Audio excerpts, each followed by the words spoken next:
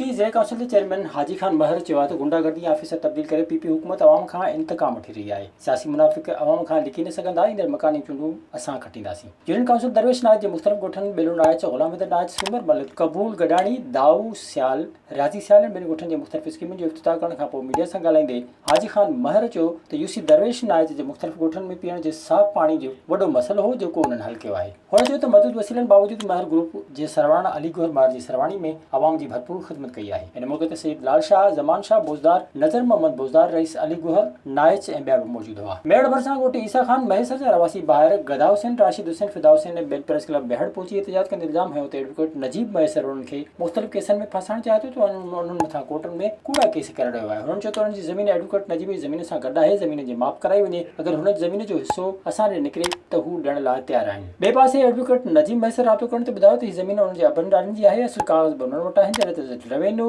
Record में बि ज़मीन उन्हनि जे वालिदैन जे नाले क्लियर करार ॾिनी वई आहे। हुन चयो त हीअ मूंखां ज़मीन जे आड़ में पैसा वठणु चाहिनि था, मां पंहिंजे प्रोटेक्शन लाइ कोर्ट में केस कयो आहे। जसार्फ ऐं जसकम आरिसर ग्रुप तरफ़ां सिंध मां धारनि जी निकाली कॉन्फ्रेंस कारकुननि खे घरां खंबे गुम करण वारे अमल ख़िलाफ़ वकार चुराणी, परवेज़ सिंधी ऐं ॿियनि जी अॻुवाणीअ में एहतिजाजी रैली कढी वई। रैली वारे प्रेस क्लब अॻियां एहतिजाजी सूरत अख़्तियार करे वई। हिन मौक़े ते सहाफ़ियुनि सां ॻाल्हाईंदे हुननि मुतालबो कयो त 1954 खां सिंध में आयल सभिनी धारनि खे निकाली ॾिनी वञे। हुननि वधीक चयो त अफ़गाननि जो मुदो पूरो थी चुको आहे, इन करे उन्हनि खे जल्द वापसि पंहिंजे मुल्क मोकिलियो वञे। अॻुवाणनि चयो त बिना जवाज़ सिंध मां खंबे गुम कयल हफ़ीज़ नोतकाणी, हफ़ीज़ पीरज़ादे, आकिब चांडे समेत खंबे गुम कयल क़ौमी कारकुननि खे आज़ादु कयो वञे। ख़ैरपुर में 4 ॾींहं अॻु कोटनी जी थाणे जी हद ॻोठ बादल मंगी में संगावती तकरार तां मंगी बिरादरी ॿिनि धुरियुनि में झेड़े दौरान ज़ख़्मी थियल ग़ुलाम हुसैन पुट रजिब मंगी लाड़काणे जे चांडका अस्पताल में ज़ख़्मनि जा ताब न सहंदे फ़ौत थी वियो। मक़तूल जे वारसनि लाड़काणे खां लाश खणाए एसएसपी ऑफिस अॻियां लाश रखी इश्तिजाई धरणो हयो, जंहिंजी अॻुवाणी झेड़े में ज़ख़्मी थियल दीदार मंगी, ग़ुलाम सरोवर मंगी ॿियनि कई। इन मौक़े ते सहाफ़ियुनि सां ॻाल्हाईंदे हुननि चयो त कुझु अॻु जवाबदार